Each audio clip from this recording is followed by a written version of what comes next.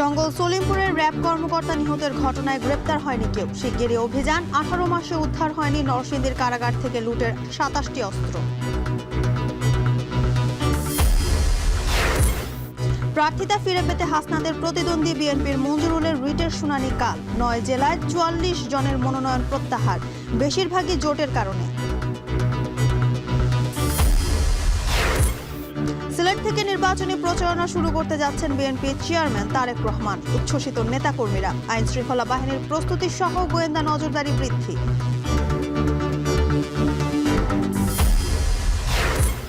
নীলফামারীতে সেচ খালের বাঁধ ভেঙে 56 হেক্টর জমির ফসল ক্ষতিগ্রস্ত। 24 ঘন্টাও বাঁধ মেরামত করতে পারেনি পাবো পাল্টাপাল্টি অভিযোগ।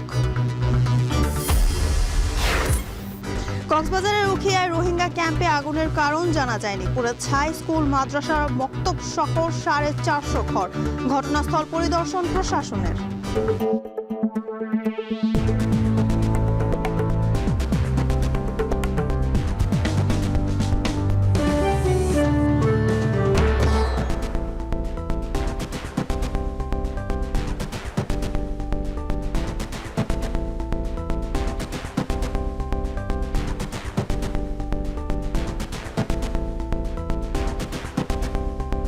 স্বাগত এখন জনপদে। পুরো আয়োজনে আপনাদের সঙ্গে আছে আমি জানসিন জুথিকা। চট্টগ্রামের জঙ্গল সলিমপুরের র্যাব কর্মকর্তা নিহতের ঘটনায় এখনো পর্যন্ত গ্রেপ্তার হয়নি কেউ। তবে সন্ত্রাসীদের আস্তানা ভেঙে গুঁড়িয়ে দেওয়ার পাশাপাশি দ্রুত অভিযান পরিচালিত হবে বলে ঘোষণা দিয়েছেন র্যাবের ডিজি। বিকেলে চট্টগ্রাম র্যাব 7 সদর দপ্তরে নিহত র্যাব কর্মকর্তার জানাজায় শেষে এই হুঁশিয়ারি দেন তিনি। এ সময় শোক আর শ্রদ্ধায় অশ্রুসিক্ত হৃদয় নিয়ে র্যাব সদস্য মোতালেব হোসেনকে বিদায় জানান পরিবার, স্বজন ও সহকর্মীরা। ফয়সাল করিমের প্রতিবেদন।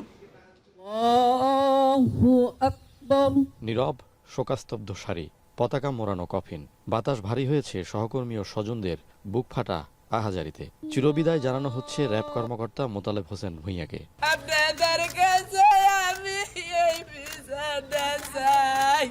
বিজিবি থেকে র্যাব 7-এর উপসহকারী পরিচালক পদে দায়িত্ব পালন করছিলেন মোতালেব হোসেন। সোমবার বিকেলে চট্টগ্রামে জঙ্গল সলিমপুরে অস্ত্র উদ্ধার অভিযানে গিয়ে সংঘবদ্ধ হামলায় প্রাণ হারান তিনি। প্রিয়জনের এমন মৃত্যু স্বজন ও সহকর্মীদের বুকে চাপিয়েছে শোকের ভারী পাথর। তার প্রতি এই অবিচার, এটাই কি দেশের নিয়ম? এই অবিচার হবে? একজন দেশপ্রেমিক হলে, দেশকে ভালোবাসলে, তাহলে কি সৈনিকের চাকরি কেউ করবে না? দেশকে কেউ রক্ষা করবে না? দেশ কি চলে যাবে? আমার একটাই আবদার বা একটাই দাবি যে আমার বাবার এই অনাকাঙ্ক্ষিত ঘটনাটার সুষ্ঠু বিচার চাই। হামলায় আহত আরও 3 র্যাব সদস্যের চিকিৎসা চলছে চট্টগ্রাম সম্মিলিত সামরিক হাসপাতালে। এদের মধ্যে একজনের অবস্থা আশঙ্কাজনক। এমন হামলার ঘটনায় নড়েচড়ে বসেছে র্যাবের হাইকমান্ড। র্যাপিড অ্যাকশন ব্যাটালিয়ন এই ঘটনার সুষ্ঠু বিচার না হওয়া পর্যন্ত এর পিছনে লেগে থাকবে। আইনানুগ প্রক্রিয়ার মাধ্যমে এখানে যারা অবৈধভাবে বসবাস করতেছে, অবৈধভাবে অস্ত্রধারী সন্ত্রাসী আছে, তাদেরকে আমরা নির্মূল করব এবং এই আস্তানা, অবৈধ কর্মকাণ্ডের এই আস্তানা আমরা ভেঙে চুরে গুড়িয়ে দিব। নগর থেকে মাত্র 12 কিলোমিটার দূরে সীতাকুণ্ড উপজেলা ঘেঁষা পাহাড়ি দুর্গম এলাকা জুড়ে জঙ্গল সলিমপুরের অবস্থান। 3100 একরের এই জনপদে অধিকাংশ মানুষই ছিন্নমূল, বাস্তুহারা। সন্ত্রাস, পাহাড় কাটা, ভূমি দখল, মাদক ও অবৈধ প্লট বাণিজ্য ঘিরে এই জনপদে গত 4 দশক ধরে মাথাচাড়া দিয়েছে কয়েকটি সন্ত্রাসী গ্রুপ। আতঙ্কিত তো অবশ্যই সবাই। যেমন আমরা কাল 8টা বাজে দোকান বন্ধ করে চলে গেছি, আর বন্ধ করতাম 10টা-11টা বাজে। মানুষ রাস্তাঘাটে বের হচ্ছে না, মানে আতঙ্কিত ভাবে যার যার বাসায় অবস্থান করতেছে। জঙ্গল সলিমপুরে অভিযান চালিয়ে বেশ কয়েকবার ব্যর্থ হয়েছে আইন শৃঙ্খলা বাহিনী। হামলার শিকার হয়েছে জেলা প্রশাসন ও পরিবেশ অধিদপ্তরের কর্মকর্তা, পুলিশ ও সাংবাদিক। বিভিন্ন আইন শৃঙ্খলা বাহিনী প্লাস সেনাবাহিনী এবং অন্যান্য যারা আইন শৃঙ্খলা রক্ষায় নিয়োজিত রয়েছেন, সকলের সমন্বয়ে অতি দ্রুতই যৌথ অভিযান করার বিশেষ পরিকল্পনা রয়েছে। এবং এই ঘটনায়, গতকালকের যে দুঃখজনক ঘটনা ঘটেছে, সেই ঘটনায় যারা জড়িত এদের গ্রেপ্তারের জন্য অভিযান অব্যাহত থাকবে। হামলার ঘটনায় জড়িতদের ধরতে অভিযান অব্যাহত রেখেছে আইন শৃঙ্খলা বাহিনী। ফয়সাল করিম, এখন চট্টগ্রাম। জাতীয় নির্বাচন ঘনিয়ে আসলেও উদ্ধারের অপেক্ষায় নরসিংদী জেলা কারাগার থেকে লুট হওয়া 5000-এর বেশি গুলি, কার্তুজ এবং 27টি অস্ত্র। অপরদিকে প্রায় খুন ও সহিংসতার ঘটনা ঘটছে এই জেলায়। ভোটের মাঠে কতটুকু প্রভাব ফেলবে এসব অস্ত্র ও গুলি? নির্বিঘ্ন ভোট কতটুকু সম্ভব এই জেলায়? প্রশ্নের উত্তর খুঁজেছেন রাকিবুল ইসলাম, ছবি তুলেছেন কাউসার আহমেদ। খুন ও সহিংসতার জনপদ হিসেবে পরিচিত নরসিংদী। ইতোমধ্যে ঘোষণা হয়েছে নির্বাচনের তফসিল, এসেছে নতুন বছর। অপরদিকে নরসিংদী জেলা কারাগার থেকে লুট হওয়া সবগুলো অস্ত্র এবং গোলাবারুদ এখনো উদ্ধার হয়নি। আওয়ামী লীগ সরকারের পতনের আগে ২৪ সালের ১৯ জুলাই হামলা, ভাঙচুর ও আগুন দেয়া হয় নরসিংদী জেলা কারাগারে। সেই সময় পালিয়ে যায় কারাগারে থাকা ৮২৬ কয়েদি। এছাড়া কারাগার ভাঙচুরের সময় লুট করা হয় ৮৫টি অস্ত্র ও ৮,০০০-এরও বেশি গুলি ও কার্তুজ। এরপর আত্মসমর্পণ ও গ্রেপ্তারের মাধ্যমে প্রায় ৭০০ পলাতক কয়েদিকে কারাগারে ফেরানো হয়। তবে এখনও উদ্ধার হয়নি ৫,০০০ রাউন্ডের বেশি কার্তুজ ও গুলি। লুট হওয়া ৮৫টি অস্ত্রের মধ্যে বিগত ১.৫ বছরে ৫৮টি উদ্ধার হলেও এখনও খোঁজ নেই ২৭টি অস্ত্রের। জেলখানার অস্ত্র ছাড়াও বিদেশি নাগরিক এসে নরসিংদীর চরাঞ্চলে অস্ত্র তৈরি করছে বলে দাবি স্থানীয় রাজনীতিবিদদের। আর যারা অস্ত্রের পলিশ করে তারা তো রাজনীতিবিদ না, তাদের কাজ হচ্ছে যে কোনো রাষ্ট্রকে বা সমাজকে অস্থিতিশীল করা, অস্থিতিশীল করে তাদের ব্যক্তিগত ফায়দা লুটানোর জন্য। আমাদের চরাঞ্চলের সহিংসতার জন্য এবং রায়পুরার চরাঞ্চলের সহিংসতার জন্য যে বার্মা থেকে কিছু নাগরিক অস্ত্রগুলি তৈরি করছে। ১.৫ বছরেও সবগুলো অস্ত্র ও গুলি উদ্ধার না হওয়ার পেছনে প্রশাসনের গাফিলতি আছে বলেও অভিযোগ রাজনৈতিক কর্মীদের। প্রশাসন যদি ইচ্ছা করে এমন কোনো জিনিস নাই যা তারা উদ্ধার করতে পারে না। প্রশাসনের ব্যর্থতা বলবো, এবং প্রশাসনের অনিচ্ছা এবং তাদের সদিচ্ছা থাকার অভাবেই অস্ত্রগুলো উদ্ধার হচ্ছে না। কোনো কারণে যদি এই অস্ত্র প্রশাসন উদ্ধার করতে না পারে, তাহলে এখানে নির্বাচন সুষ্ঠু হবে সাধারণ ভোটার হিসেবে আমি এটা মনে করি না। এটা হতেই হবে, এই অস্ত্র যেভাবেই হোক প্রশাসনকে উদ্ধার করতেই হবে। হত্যা বেড়ে যাচ্ছে চরাঞ্চলে, আর বিগত নির্বাচনের সময় যে অস্ত্রগুলি ছিল এখনো এই অস্ত্রগুলি নরসিংদীতে বিদ্যমান, তার সাথে যোগ হয়েছে জেলখানা থেকে লুট হওয়া অস্ত্রগুলি। পুলিশ বলছে লুট হওয়া সবগুলো অস্ত্র ও গুলি নির্বাচনের আগেই উদ্ধারের চেষ্টা চলছে। অস্ত্র উদ্ধার করার আমরা চেষ্টা করতেছি, আর মানুষের হাতে অস্ত্র থাকলে তো এটার একটা প্রভাব তো সমাজে আছেই। তবে আমরা চেষ্টা করতেছি, আমরা খুব দ্রুত ইনশাল্লাহ বাকি যে অস্ত্রগুলো এখন উদ্ধার হয়নি, আমাদের অভিযান নিয়মিতভাবে চলতেছে এবং যৌথ অভিযানের মাধ্যমে আমরা অস্ত্রগুলো উদ্ধার করব। বিগত ১ বছরে জেলায় শতাধিক খুনের ঘটনা ঘটেছে, যেগুলোর পেছনের কারণ হিসেবে উঠে আসে রাজনৈতিক প্রতিহিংসা ও আধিপত্য বিস্তার। রাকিবুল ইসলাম, এখন নরসিংদী। ঋণখেলাপির দায়ে বাতিল হওয়া কুমিল্লা ৪ আসনে বিএনপি প্রার্থী মঞ্জুরুল আহসান মুন্সির রিটের শুনানি বুধবার ধার্য করেছেন হাইকোর্ট। বিএনপি নেতাকর্মীরা আদালতের বারান্দায় ভিড় করায় শুনানি একদিন পিছিয়ে দেন বিচারপতি। বিষয়টি গণমাধ্যমকে জানান প্রতিদ্বন্দ্বী প্রার্থী হাসনাত আবদুল্লাহর আইনজীবী। মঙ্গলবার বিচারপতি রাজিক আল জলিলের নেতৃত্বাধীন হাইকোর্টের একটি দ্বৈত বেঞ্চে মঞ্জুরুল আহসান মুন্সির রিটের শুনানি হওয়ার কথা ছিল। সকাল থেকেই কুমিল্লার দেবিদ্বার থেকে শত শত নেতাকর্মী মুন্সির পক্ষে আদালতের বারান্দায় জড়ো হন, পরে পুলিশ তাদের সরিয়ে দেয়। বিএনপি নেতাকর্মীদের ভিড়ের কারণে বিচারপতি দুপক্ষের আইনজীবীদের জানান বুধবার শুনানি হবে, সেখানে উপস্থিত থাকবেন কেবল আইনজীবীরা। গেল ১৭ জানুয়ারি নির্বাচন কমিশন বিএনপি প্রার্থী মুন্সির প্রার্থিতা বাতিল করে, পরে এর বিরুদ্ধে হাইকোর্ট রিট করেন তিনি। এদিকে দাউদকান্দি মেঘনা নিয়ে গঠিত কুমিল্লা ১ এবং হোমনা তিতাস নিয়ে গঠিত কুমিল্লা ২ আসনে আগের সীমানাতেই নির্বাচিত হবে। মঙ্গলবার হাইকোর্টের আদেশ বাতিল করে রায় দেন আপিল বিভাগ। সকাল থেকেই মহামান্য কোর্ট লক্ষ্য করছিলেন যে কোর্টের ভিতরে আইনজীবী ছাড়াও বাইরের কিছু উৎসুক জনতার একটা ভিড় তারা লক্ষ্য করেছিলেন, এবং তারা বারবার এই অনুরোধ জানিয়েছিলেন যে শুধুমাত্র আইনজীবী ছাড়া অন্যরা আপনারা কোর্টরুম পরিত্যাগ করেন। এই অনুরোধটি তারা জানিয়েছিলেন, এবং আমাদেরকেও দুই পক্ষের আইনজীবীদেরকেও আজকে কোর্ট আমাদেরকে নির্দেশনা দিয়েছেন আগামীকালকে যখন শুনানি হবে তখন যেন শুধুমাত্র আইনজীবীরা উপস্থিত থাকেন, কোনো লিটিগ্যান্ট পাবলিক অথবা বাইরের কোনো মানুষ তারা যেন কোর্টরুমে উপস্থিত না থাকেন। ত্রয়োদশ জাতীয় সংসদ নির্বাচনে প্রার্থিতা প্রত্যাহারের শেষ দিনে বিভিন্ন জেলায় মনোনয়ন প্রত্যাহার করেছেন প্রার্থীরা। দলীয় কমান্ডের নির্দেশ আর জোটের কারণে বেশিরভাগ জায়গায় প্রার্থিতা প্রত্যাহারের কথা জানান তারা। রাজশাহী ২ আসনে এলডিপির প্রার্থী ওয়াহিদুজ্জামান, একই আসনের ইসলামী আন্দোলন বাংলাদেশের মোহাম্মদ ফজলুল করিম ও ১ আসনের স্বতন্ত্র প্রার্থী সুলতানুল ইসলাম তারেক প্রার্থিতা প্রত্যাহার করেছেন। জেলা প্রশাসক কার্যালয় নির্বাচনী সেলে তারা প্রার্থিতা প্রত্যাহার করেন। নাটোরের ৪টি আসনের মধ্যে জামায়াত মনোনীত প্রার্থী সহ মোট 6 জন মনোনয়ন প্রত্যাহার করেছেন। বরিশালেও 6টি সংসদীয় আসনে 43 জন প্রার্থীর মধ্যে মনোনয়ন প্রত্যাহার করেছেন 7 জন। এছাড়া নোয়াখালীর 2টি আসনে মনোনয়ন প্রত্যাহার করেছে বাংলাদেশ জামায়াতে ইসলামী ও স্বতন্ত্র প্রার্থীর মনোনীত প্রার্থীরা। গাজীপুর 2 আসনে বিএনপি মনোনীত প্রার্থী এম মনজুরুল করিম রনিকে সমর্থন জানিয়ে মনোনয়ন প্রত্যাহার করে দিয়েছেন স্বতন্ত্র প্রার্থী সালাউদ্দিন সরকার। এ নিয়ে জেলার 5টি আসনে মনোনয়ন প্রত্যাহার করেছেন 8 প্রার্থী। এছাড়া ফেনীর 3টি সংসদীয় আসনে 4 জন, খুলনায় 6 আসনে 5 জন ও টাঙ্গাইলে 8 সংসদীয় আসনের জামায়াতে ইসলামী গণ অধিকার পরিষদ সহ 9 প্রার্থী মনোনয়ন প্রত্যাহার করেছেন। বৃহত্তর স্বার্থে কেন্দ্রীয় সংগঠন যে সিদ্ধান্ত নিয়েছে তার সাথে আমি সম্পূর্ণ একমত এবং এই জন্য আমি এই আজকে প্রার্থিতা প্রত্যাহারের জন্য এখানে এসেছি। জামাত এবং 10 দলীয় জোটের প্রার্থী হিসেবে জামাত ইসলামের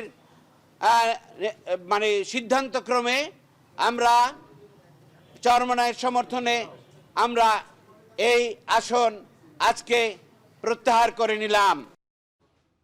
এদিকে মনোনয়ন প্রত্যাহার ঠেকাতে মৌলভীবাজার 3 আসনের জামায়াত মনোনীত প্রার্থী মোহাম্মদ আব্দুল মান্নানের বাড়ি ঘেরাও করে জনতা। সকাল 8টা থেকে মৌলভীবাজারের রাজনগর উপজেলার দত্তগ্রামের তার বাড়িতে জড়ো হন জামায়াতের নেতাকর্মী সহ সাধারণ মানুষ। এ সময় বিভিন্ন স্লোগান দিতে থাকেন নেতাকর্মীরা। পরে জেলা জামায়াতের আমির ইঞ্জিনিয়ার শাহেদ আলী সবাইকে ফিরে যেতে বললেও তারা বাড়ি ঘিরে রাখেন। এই আসনে 10 দলীয় ঐক্যজোট থেকে সমর্থন দেওয়া হয়েছে খেলাফত মজলিসের প্রার্থী আহমদ বিলালকে। এদিকে সুনামগঞ্জ 1 আসনে 10 দলীয় জোটের প্রার্থী নিজামী ইসলামকে প্রত্যাহার করে জামায়াত ইসলামীর প্রার্থী তোফায়েল আহমেদ খানকে দেওয়ার দাবিতে জামায়াতের কার্যালয়ে তালা দেয় কর্মী সমর্থকরা। দুপুরে শহরের হাসননগরের জেলা জামায়াতের কার্যালয়ে তালা দেন নেতাকর্মীরা।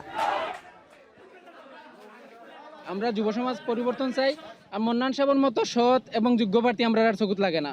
এই জন্য মন্নান সাহেবের বাড়ি আমরা ঘেরাও করে রাখছি যাতে মন্নান সাহেব মনোনয়নটা উদ্ধ করতে পারেন না। আমরা এখানে কোনো গেট নাই খুলাসা, যখন তখন আমরা গরিব মানুষেরা ঢুকতে পারি। আমরা মান্নান সাহেবরে আমরা যেনর জায়গাতে আমরা ওপেন চাই। এতে আমরা সপরিবার সব পালাই আমরা আজকে আছি, জানি যে মন্নান সাহেবে আজকে প্রত্যাহার করবা, তাহলে প্রত্যাহার করতে দিতাম নাই। জাতীয় নির্বাচনের প্রচারণা সিলেট থেকে শুরু করতে যাচ্ছেন বিএনপির চেয়ারম্যান তারেক রহমান। 22 জানুয়ারি সিলেট সফরে হযরত শাহজালাল ও শাহপরানের মাজার জিয়ারত করবেন তিনি। বিএনপির চেয়ারম্যান হিসেবে দায়িত্ব নেওয়ার পর ঢাকার বাইরে এটি তার প্রথম সফর। এই সফর ঘিরে উচ্ছ্বসিত দলীয় নেতাকর্মী। সকল প্রস্তুতি গ্রহণ করেছে আইন শৃঙ্খলা বাহিনীও। গুলজার আহমেদের প্রতিবেদন, ছবি তুলেছেন অনিল পাল। সিলেট থেকেই বহুবার শুরু হয়েছে বাংলাদেশের জাতীয় রাজনীতির গুরুত্বপূর্ণ অধ্যায়। রাজনীতিতে দীর্ঘদিনের রেওয়াজ, নির্বাচনী প্রচারণার সূচনা হয় সিলেটের মাজার জিয়ারতের মধ্য দিয়ে। এই নগরী থেকেই রাজনৈতিক যাত্রা শুরুর ঐতিহ্য বহুকাল ধরে চলছে। সেই ধারাবাহিকতায় সিলেট দিয়েই প্রচারণার ক্ষণ শুরু করেছেন বিএনপির চেয়ারম্যান তারেক রহমান। 1991 সালে যে সিলেট থেকে নির্বাচনী প্রচারণা শুরু করেছিলেন বেগম খালেদা জিয়া, মায়ের দেখানোর পথেই তারেক রহমানের যাত্রা।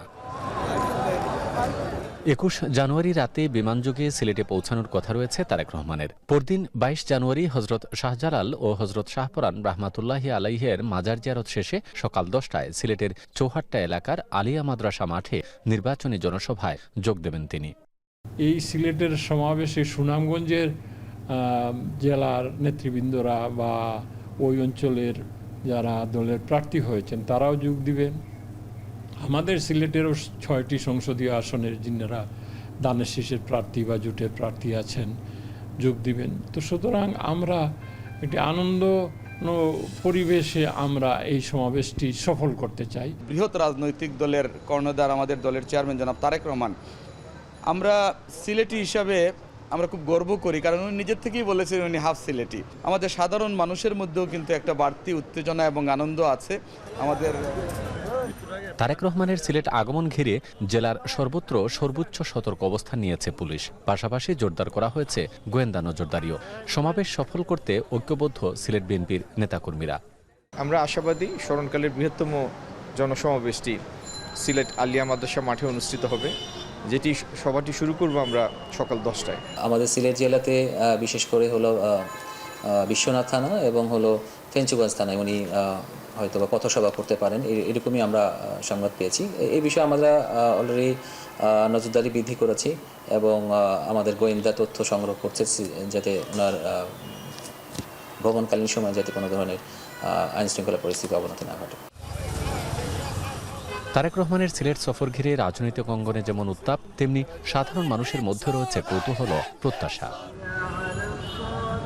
গুজ্জার আহমেদ, এখন সিলেট। নির্বাচনী প্রচারণার আগে চট্টগ্রামে আইন শৃঙ্খলা পরিস্থিতি ও প্রার্থীদের নিরাপত্তা নিয়ে উদ্বেগ প্রকাশ করেছেন মহানগর বিএনপি ও অঙ্গ সংগঠনের নেতারা। দুপুরে নগরের একটি রেস্টুরেন্টে আয়োজিত সংবাদ সম্মেলনে এই উদ্বেগ প্রকাশ করেন তারা। বিএনপি নেতারা বলেন, প্রশাসনের নিষ্ক্রিয়তার জেলায় সন্ত্রাসীরা মাথা চাড়া দিচ্ছে, একের পর এক চাঁদাবাজি, হত্যা হচ্ছে। পুলিশের সন্ত্রাসীদের যে তালিকা দেওয়া হয়েছে তাও প্রশ্নবিদ্ধ বলেও জানান বক্তারা।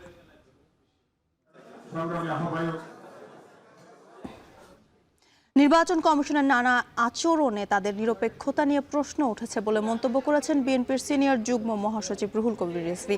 দুপুরে শরীয়তপুরে জাজিরায় একটি ফ্রি মেডিকেল ক্যাম্পে অংশ নিয়ে কথা বলেন তিনি। এ সময় তিনি বলেন, নির্বাচন কমিশনকে এমনভাবে দায়িত্ব পালন করতে হবে যাতে তাদের নিরপেক্ষতা নিয়ে প্রশ্ন না ওঠে। আর 20 দিন পরে আবার সুষ্ঠু নির্বাচন, 20-22 দিন পর, এটা নিশ্চিত করাই সরকারের দায়িত্ব, নির্বাচন কমিশনের দায়িত্ব। তো নির্বাচন কমিশন এমনভাবে দায়িত্ব পালন করা উচিত যেখানে তার নিরপেক্ষতা নিয়ে কোনো প্রশ্ন না ওঠে। কিন্তু আজকে নানা কারণে, নানা বিষয়ে, নির্বাচন কমিশনের নানা আচরণে কিছু তো প্রশ্ন উঠছে। নির্বাচনে ভোটাধিকার নিশ্চিত এবং বিজয়ী প্রার্থীকে বিজয়ী হিসেবে ঘোষণা করা অন্তর্বর্তী সরকারের সবথেকে বড় চ্যালেঞ্জ বলে জানিয়েছেন পররাষ্ট্র উপদেষ্টা তৌহিদ হোসেন। বিকেলে বরগুনা আইন শৃঙ্খলা বাহিনীর সদস্যদের সঙ্গে মতবিনিময় সভায় কথা বলেন তিনি। সরকার কিন্তু সম্পূর্ণ নিরপেক্ষ এই নির্বাচনের ব্যাপারে। আমরা একটা সুষ্ঠু নিরপেক্ষ নির্বাচন, অত্যন্ত চমৎকার নির্বাচন চাই, যেটাতে মানুষ ভোট দিতে পারবে।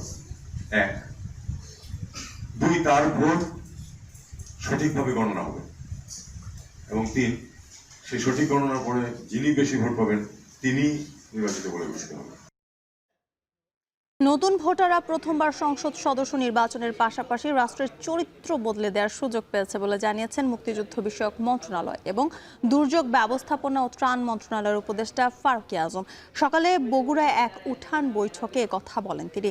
হ্যাঁ ভোট দিয়ে রাষ্ট্রের চাবিকাঠি নিজের হাতে রাখার আহ্বান জানান তিনি। আমরা যদি রাষ্ট্রের কোনো বিষয়ে যদি হ্যাঁ এবং না আমরা মতামত দিই, আমাদের মতামতটাই চূড়ান্ত।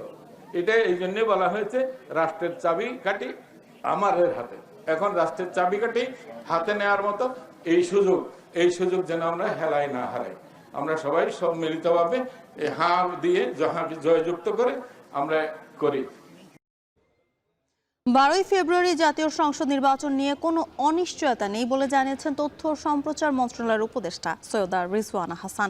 দুপুরের সাভারে এক গণসচেতনতামূলক অনুষ্ঠানে কথা বলেন তিনি। এ সময় তিনি বলেন, জনগণ দেশের পরিবর্তনের জন্য গণভোটে হ্যাঁ জয়যুক্ত করবেন।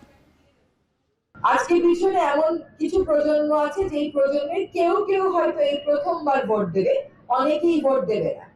ভোট দেওয়াটা কেবল একটা অধিকার না, কিন্তু এটা একটা দায়িত্ব। আপনার ভুল সিদ্ধান্তে গোটা দেশ পস্তাতে পারে, আর আপনার সঠিক সিদ্ধান্তে ব্যক্তিগত সংকীর্ণতার ঊর্ধ্বে উঠে আপনি যখন সিদ্ধান্ত নেবেন, সেই সিদ্ধান্তে দেশ উপকৃত হবে। অন্তর্বর্তীকালীন সরকার এক অর্থে নিরপেক্ষ নয়। এটি জুলাই গণ অভ্যুত্থানের পক্ষের সরকার, তাই গণ অভ্যুত্থানের পক্ষেই কাজ করবে বলে জানিয়েছেন প্রাথমিক ও গণশিক্ষা মন্ত্রণালয়ের উপদেষ্টা অধ্যাপক ডাক্তার বিধান রঞ্জন রায় পোদ্দার। দুপুরে চাঁপাইনবাবগঞ্জ সদর উপজেলা পরিষদ হল রুমে গণভোট নিয়ে আয়োজিত এক মতবিনিময় সভায় কথা বলেন তিনি। গভর্নমেন্ট যেখানে নিরপেক্ষ থাকবে সেখানে হ্যাঁ বলবে কেন? এর কারণটা হচ্ছে এইখানে এই গভর্নমেন্ট পুরোপুরি এক অর্থে নিরপেক্ষ না। কি অর্থে নিরপেক্ষ না? এই গভর্নমেন্ট যে আমাদের যে জুলাই যে অভ্যুত্থান হলো, সেই অভ্যুত্থানের পক্ষের গভর্নমেন্ট।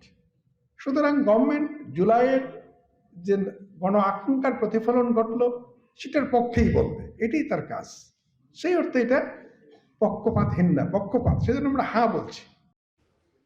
এখন জনপদে নিচ্ছে একটা বিরতি, ফিরছি একটু পর, সাথেই থাকুন।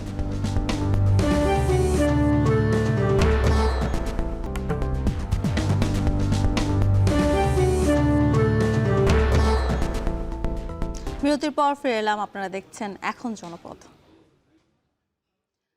24 ঘন্টা পার হয়ে গেলেও এখনও নীলফামারীর ভেঙে যাওয়া সেচ খালের বাঁধ মেরামত করতে পারেনি পানি উন্নয়ন বোর্ড, যার কারণ হিসেবে কৃষকদের অসহযোগিতাকে দায়ী করছেন তারা। অন্যদিকে কৃষকরা বলছেন ক্ষতিপূরণ না পেলে বাঁধ মেরামত করতে দেয়া হবে না। কৃষি বিভাগের তথ্য মতে 56 হেক্টর জমির প্রায় 1.5 কোটি টাকা ফসল ক্ষতিগ্রস্ত হয়েছে। ক্ষতিগ্রস্তদের প্রণোদনার আওতায় আনার আশ্বাস কৃষি বিভাগের। আমিরুল বাপ্পির প্রতিবেদন। কামা নিলে পরিশ্রম করে মাসের বাড়ি কর্ম করে আনিয়ে এই টাকা এটি নাকাছে আলু বাড়িত। এখন আমরা ক্যানেল ওভার পানি সারি দিয়া ক্যানেল ভাঙ্গি দিয়ে এই ক্ষতিটা করাল। ছেলেকে সাথে নিয়ে 12 বিঘা জমিতে বিভিন্ন ফসলের চাষ করেছিলেন কৃষক আমিনুর রহমান, কিন্তু সেচ খালের বাঁধ ভেঙে পানিতে ভেসে গেছে সব। ফসল হারিয়ে এভাবেই ক্ষোভ প্রকাশ করছিলেন তিনি। এই ক্ষতিপূরণ না দে ওই ভাঙ্গা একটা চাপা ফেলবার দেবো না। আবু সাইদ মরে নাই, ওই রকম আবু সাইদের মতন লাশ দেবো ওই ভাঙ্গাত। সোমবার দুপুরে সদরের ইটাখোলা সিংদই কামারপাড়া এলাকায় হঠাৎ করেই ভেঙে যায় তিস্তা সেচ প্রকল্পের 20 মিটার বাঁধ। মুহূর্তেই ভেসে যায় পার লাগোয়া আলু, ভুট্টা, সরিষা, গম, মিষ্টি কুমড়া সহ ধানের বীজতলা। তাই উপায় না পেয়ে ক্ষতিগ্রস্ত জমি থেকে যতটা পারা যায় আলু তুলে নিচ্ছেন কৃষকরা। লাইনম্যান এত দূর পানি ছাড়ি দিছে, এই সময় তো পানির কোনো প্রয়োজন নাই। মানুষের সব আছে আলু, খেয়া, তেলে, এগুলো আছে সব বীজ। এখানে বীজগুলো না হলে তো সামনের বছর আবাদ করতে পারবে না। আমার জমি এখানে আছে 14.5 বিঘা, পুরো জমিটাতে পানি উঠছে। আমার প্রায় আর্থিক এখানে খরচ হয়েছে 4.5 লক্ষ টাকার মতো। সরিষা গেছে, তামাক গেছে, তারপর হচ্ছে আলু গেছে। এই চাষি ভাইদের উপরে খুব পড়ে গেছে দুর্যোগ। তারা সামনে এই ফসল নিয়ে তাদের ভবিষ্যৎ সামনে এগিয়ে চলতো, তাদের সেটা নষ্ট হয়ে গেল। কৃষি সম্প্রসারণ অধিদপ্তর বলছে প্রাথমিকভাবে 56 হেক্টর জমির ফসল ক্ষতিগ্রস্ত হবার তথ্য পাওয়া গেছে। ক্ষতির পরিমাণ প্রায় 1.5 কোটি টাকা। তাৎক্ষণিকভাবে ক্ষতিপূরণ দেয়া না গেলেও কৃষকদের প্রণোদনার আওতায় আনা হবে বলে আশ্বাস কৃষি কর্মকর্তার। প্রাথমিকভাবে আমরা 56 হেক্টর আক্রান্ত, এটা আমরা দেখিয়েছি। পরবর্তীতে আমরা আরও অ্যাসেসমেন্ট করলে আমরা আসল ঠিকানাটা আমরা পাবো। আর এর সাথে সাথে আমরা সকল কৃষকের যারা ক্ষতিগ্রস্ত হয়েছে সকল কৃষকের আমরা তালিকা প্রণয়ন করছি। ভবিষ্যতে যদি সরকারি কোনো সুযোগ সুবিধা থাকে আমরা তাদেরকে সেখান থেকে ফ্যাসিলিটেট করতে পারবো। সেচ খালের বাঁধ ভাঙার দায় অস্বীকার করে কৃষকদের উপর দোষ চাপালেন স্থানীয় পানি উন্নয়ন বোর্ডের কর্মকর্তা। তাদের দাবি, পাইপের মাধ্যমে অবৈধভাবে খাল থেকে পানি নেয়ায় গর্ত সৃষ্টি হয়েছে। এছাড়া 24 ঘন্টা পার হওয়ার পরও ভাঙা বাঁধ মেরামত না করার কারণ হিসেবে কৃষকদের অসহযোগিতাকে দায়ী করছে পানি উন্নয়ন বোর্ড। প্রত্যেকটা জমিতেই যেহেতু এরকম অবৈধ বোরিং পাইপ আছে এবং বোরিং পাইপগুলো যখন পাশাপাশি চলে আসে এবং দীর্ঘদিন ধরে থাকে, তখন কিন্তু ওই জায়গায় পাইপগুলো ফেটে কিন্তু একটার সাথে একটা সংযোগ তৈরি হয়ে যায়। তো আমরা ধারণা করছি অবৈধ বোরিং পাইপের মাধ্যমে মিললে এই ভাঙনের সূত্রপাত করে ওই জায়গায় কাজ করতে গেলে বিক্ষিপ্ত জনতা যারা ওই জায়গায় যারা ক্ষতিগ্রস্ত তারা কাজ বাস্তবায়নে বাধা সৃষ্টি করে। কৃষকদের দাবি, সেচ খালের বাঁধ ভাঙনের ফলে শুধু ফসলের ক্ষতি হয়েছে এমন নয়, পরবর্তী ফসলের জন্য জমি প্রস্তুত করতে যথেষ্ট বেগ পেতে হবে। আমিরুল বাপ্পি, এখন নীলফামারী। কক্সবাজারের উখিয়ায় রোহিঙ্গা ক্যাম্পে আবারও অগ্নিকাণ্ডের ঘটনা ঘটেছে। বালংখালী ইউনিয়নের 16 নম্বর শফিউল্লাহ কাটা ক্যাম্পে গতরাতের এই আগুনে পুড়ে গেছে শিক্ষা প্রতিষ্ঠান ও মসজিদ সহ অন্তত 450 ঘর। ফায়ার সার্ভিসের 8টি ইউনিটের প্রায় 3 ঘন্টার চেষ্টায় আগুন নিয়ন্ত্রণে আসে। বিস্তারিত মনতোষ বেদজ্ঞর পাঠানো তথ্য ছবিতে প্রতিবেদন। সোমবার রাতে সবাই যখন গভীর ঘুমে আচ্ছন্ন, হঠাৎই আগুনের লেলিহান শিখা ছড়িয়ে পড়ে উখিয়ার 16 নম্বর শফিউল্লাহ কাটা রোহিঙ্গা ক্যাম্পের আকাশে। মুহূর্তেই আতঙ্ক ছড়িয়ে পড়ে চারদিকে। ফায়ার সার্ভিস বলছে রাত 3টার দিকে D4 ব্লকে আগুনের সূত্রপাত। বাতাসের তীব্রতায় আগুন দ্রুতই ছড়িয়ে পড়ে পার্শ্ববর্তী ঘনবসতিপূর্ণ শেডগুলোতে। খবর পেয়ে উখিয়া, টেকনাফ সহ আশেপাশের ফায়ার সার্ভিসের 8টি ইউনিট ঘটনাস্থলে পৌঁছে কাজ শুরু করে। প্রায় 3 ঘন্টার চেষ্টায় ভোর 5:45টার দিকে নিয়ন্ত্রণে আসে আগুন। কক্সবাজার সদর, টেকনাফ এবং রামু স্টেশন মুভ করি। আমাদের 8টা ইউনিট ওখানে কাজ করে। আমরা 5:45 মিনিটের সময় আগুন নিয়ন্ত্রণে আনি। 464টি ছোট বড় ঘর ক্ষতিগ্রস্ত হয়। ক্ষয়ক্ষতির পরিমাণ এখনো নিরূপণ করা সম্ভব হয়নি। উপজেলা প্রশাসনের দেওয়া তথ্য মতে অগ্নিকাণ্ডে অন্তত 448টি রোহিঙ্গা বসতঘর সম্পূর্ণরূপে পুড়ে গেছে। এছাড়া ধ্বংস হয়েছে 10টি লার্নিং সেন্টার বা স্কুল, 2টি মসজিদ এবং একটি মক্তব।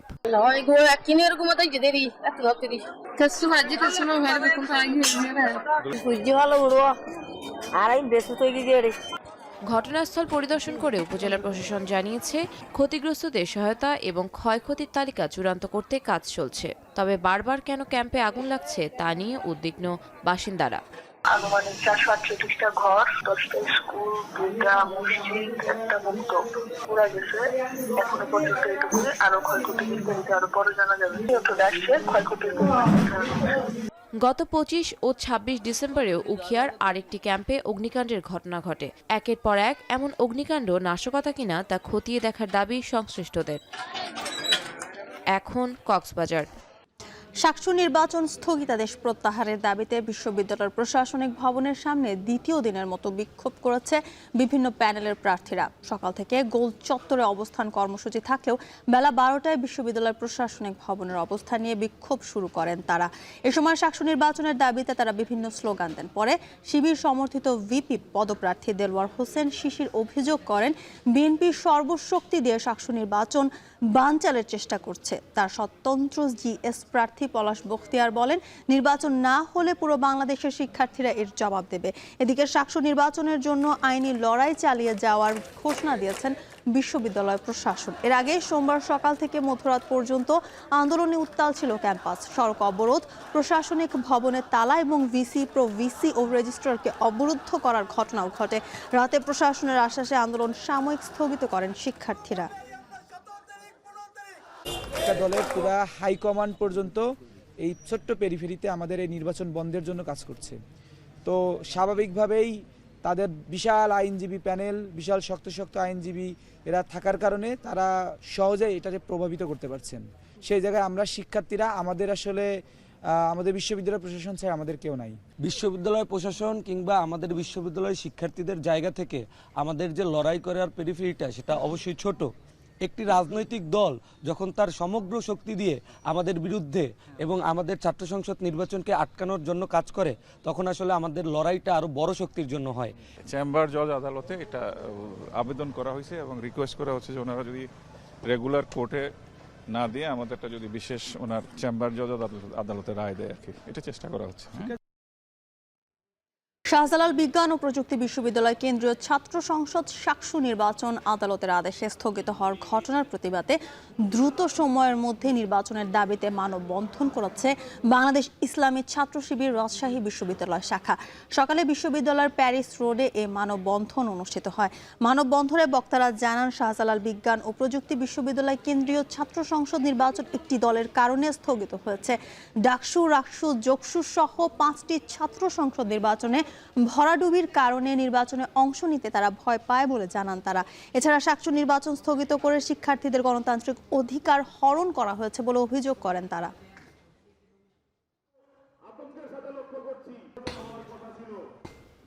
সিলেটের শাহজালাল বিজ্ঞান ও প্রযুক্তি বিশ্ববিদ্যালয়ের কেন্দ্রীয় ছাত্র সংসদ শাকসু ও হল সংসদ নির্বাচন স্থগিতের প্রতিবাদে বিক্ষোভ মিছিল করেছে চট্টগ্রাম মহানগর ছাত্র শিবির। বিকেলে নগরীর মুরাদপুর থেকে মিছিলটি শুরু হয়ে 2 নম্বর গেট মোড়ে এসে সংক্ষিপ্ত সমাবেশের মাধ্যমে শেষ হয়। মিছিলে অংশ নেওয়া ছাত্র শিবিরের নেতাকর্মীরা বলেন, নির্বাচনে পরাজয়ের আশঙ্কায় নির্বাচন কমিশনের সামনে অবস্থান নেওয়া ছাত্র সমাজ মেনে নেবে না। ছাত্রলীগের মতো আচরণ করছে ছাত্রদল।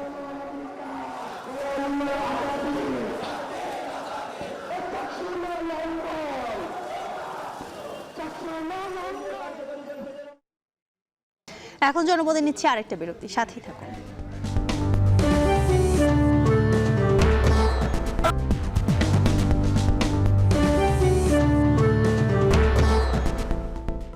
বিরতির পর ফিরে এলাম, দেখছেন এখন জনপদে। পোস্টাল বিডি অ্যাপের মাধ্যমে ভোট প্রদান কার্যক্রম অনুষ্ঠানে কথা বলছেন প্রধান নির্বাচন কমিশনার এএম নাসির উদ্দিন। আমরা সরাসরি যুক্ত হচ্ছি সেখানে। আমরা আশা করি আমরা সবাই মিলে, এটা একটা নট অনলি ফর বাংলাদেশ, সারা দুনিয়ার জন্য একটা, কিন্তু আমি মনে করতেছিলাম, আমি মাঝে মধ্যে আমাদের কলিগদেরকে বলি, হয়তোবা একদিন বাংলাদেশ এই পোস্টাল ভোট যে সাকসেসফুলি করতে পারলো, এটার জন্য হয়তো দেখবেন যে সারা দুনিয়াতে বাংলাদেশের নামটা উজ্জ্বল হয়ে থাকবে। আমার সাথে যখন দেখা করতে আসে, আমাকে বলে যে আপনারা যদি এটা করতে পারেন, এটা তো আপনাদের নাম তো ওয়ার্ল্ড হিস্ট্রিতে রাখা হয়ে যাবে বাংলাদেশের নাম। কারণ অনেক দেশ এটা করতে পারে নাই, তো আমাদের আশেপাশের দেশটা কেউ তো এইভাবে সাকসেসফুলি করতে পারে নাই। আমরা প্রথম বছরে করছি, মোটামুটিভাবে যেটা করছি আমরা এখনো আমাদের কার্যক্রম যেটা আমরা এ পর্যন্ত দেখছি তাতে খুব একটা খারাপ হয়েছে বলে আমরা মনে করি না। যারা আগের থেকে পোস্টাল ব্যালট করেছে তাদের যে অভিজ্ঞতা আমাদের চাইতে বহু বেশি খারাপ, সেই দিক থেকে আমরা কিন্তু এখনো কিন্তু এগিয়ে আছি যে কিন্তু আমাদের এখন ধরেন এই জেলখানা থেকে ভোট দেওয়ার ব্যবস্থা করা, এই যে যারা চাকরি বাকরি করে কনস্টিটিউয়েন্সির বাইরে থাকে, সিস্টেম আছে, কোনোদিন কেউ ট্রাই করেনি, তো আমরা এটা করেছি। তো যাই হোক, ইনশাল্লাহ আপনারা ধৈর্য ধরে শুনলেন, আমরা অত্যন্ত আনন্দিত। শুধু শুনলেন না, আমাদের মেসেজটা একটু ক্যারি করবেন।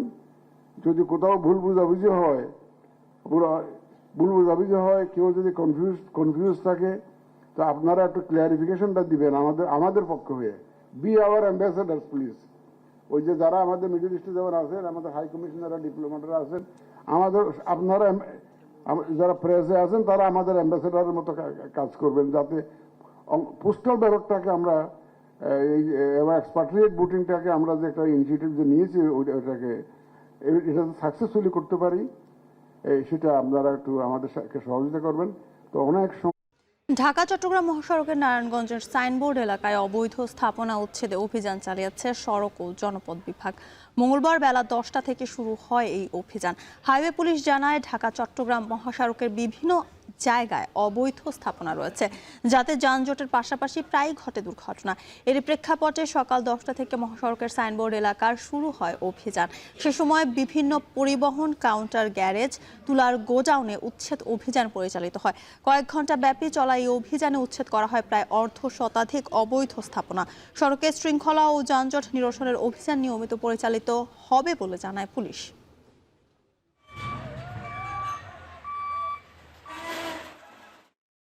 এখন জনপদে নিচ্ছি আরো একটা বিরতি, ফিরছি একটু পরেই।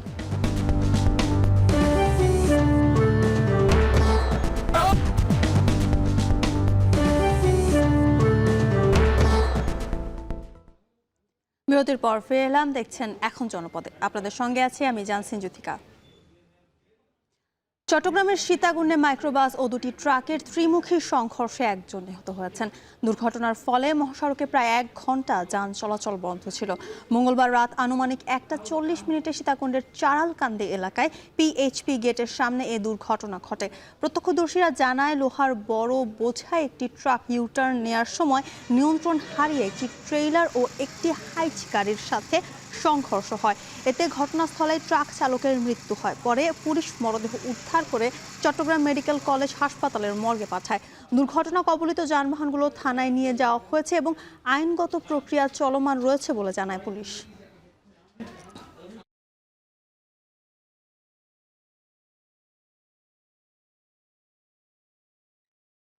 নারায়ণগঞ্জের সোনারগাঁয়ে এক প্রতিবন্ধী ইজি বাইক চালককে শ্বাসরোধে হত্যার পর তার ইজি বাইক ছিনতাই করেছে দুর্বৃত্তরা। সকালে উপজেলার নয়াপুর পশ্চিমপাড়া এলাকায় রাস্তার পাশের পরিত্যক্ত জায়গা থেকে মরদেহটি উদ্ধার করে পুলিশ।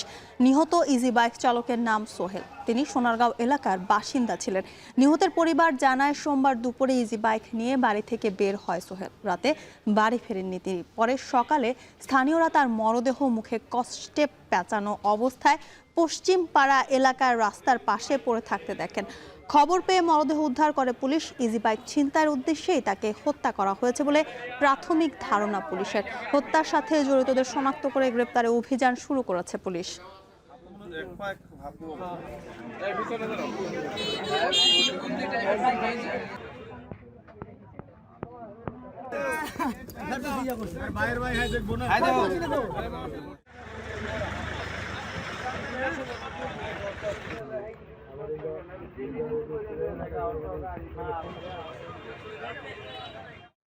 শেষ করছি এখন জনপদে, তবে তার আগে শিরোনামগুলো আরো একবার।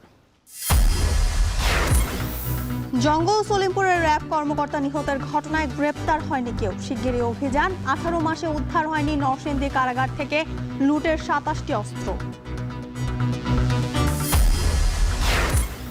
প্রার্থিতা ফিরে পেতে হাসনাতের প্রতিদ্বন্দ্বী বিএনপি মঞ্জুরুলের রিটের শুনানি কাল। 13 জেলায় অর্ধ শতাধিক মনোনয়ন প্রত্যাহার, বেশিরভাগই জোটের কারণ। সিলেট থেকে নির্বাচনী প্রচারণা শুরু করতে যাচ্ছেন বিএনপি চেয়ারম্যান তারেক রহমান। উচ্ছ্বসিত নেতাকর্মীরা। আইন শৃঙ্খলা বাহিনীর প্রস্তুতি সহ গোয়েন্দা নজরদারি বৃদ্ধি।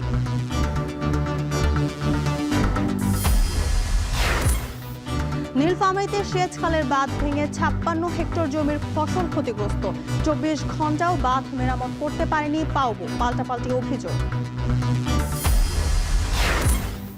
কক্সবাজারের উখিয়ায় রোহিঙ্গা ক্যাম্পে আগুনের কারণ জানা যায়নি। পুরো ছাই স্কুল, মাদ্রাসা, মক্তব সহ 450 ঘর। ঘটনাস্থল পরিদর্শনে প্রশাসন।